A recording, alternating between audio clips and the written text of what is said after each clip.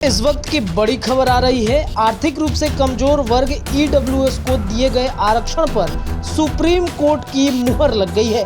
जी हां, इस वक्त की बड़ी खबर दिल्ली से आ रही है, जहां पर आर्थिक रूप से कमजोर उच्च वर्ग के लोगों को ईडब्ल्यूएस द्वारा दिए गए आरक्षण के फैसले पर सुप्रीम कोर्ट की जो है मुहर लग चुकी है। चीफ जस्टिस यूयू ललित के नेतृत्व में 5 जजों की पीठ ने 3-2 से संविधान के 103वें संशोधन के पक्ष में फैसला सुनाया है। हालांकि चीफ जस्टिस यूयू ललित और जस्टिस रविंद्र भट्ट ने ईडब्ल्यूएस कोटा के खिलाफ अपनी राय बरकरार रखी थी।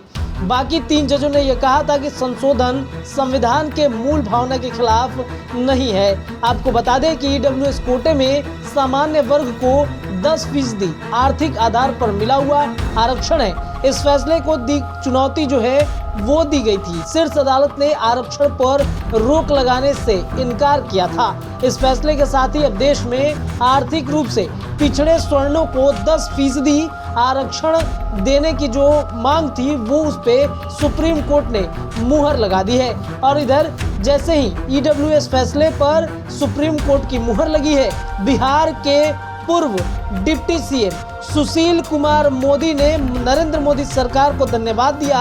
साथ ही आरजेडी पर जबरदस्त हमला बोला है। सुशील मोदी ने कहा कि आरजेडी ने इसका विरोध किया था, अब किस्मों से स्वर्णों से वोट मांगने जाएगी। आप सुनिए बिहार के पूर्व उप मुख्यमंत्री सुशील कुमार मोदी ईडब्ल्यूएस फैसले पर अपनी क्या राय रखते हैं। भारत के सुप्रीम कोर्ट ने आज बहुमत से नरेंद्र मोदी सरकार के इस निर्णय की वैधता पर अपनी मोहर लगा दिया, जिसके द्वारा ऊंची जाति के गरीब लोगों को 10% का आरक्षण देने का निर्णय लिया गया था। हम इस निर्णय के लिए नरेंद्र मोदी सरकार को धन्यवाद देते हैं। साथ ही साथ बिहार की राष्ट्रीय जनता दल वह ऐसी पार्टी थी जिसने संसद के दोनों सदनों में 103वें संविधान संशोधन विधेयक का विरोध किया था। राष्ट्रीय जनता दल अब किस मुंह से बिहार के अंदर ऊंची जाति के गरीब लोगों से वोट मांगने जाएगी, जिसने कि संसद में इसका विरोध किया था। और आरजेडी के साथ साथ इंडियन यूनियन मुस्लिम लीग और डीएमके, ये 3 ऐसी पार्टियां थी जिन्होंने राज्यसभा और लोकसभा इन दोनों सदनों में ऊंची जाति के गरीब लोगों के आरक्षण के विरोध किया था। और आम आदमी पार्टी ने इस निर्णय के विरोध में सदन का बहिष्कार कर दिया था।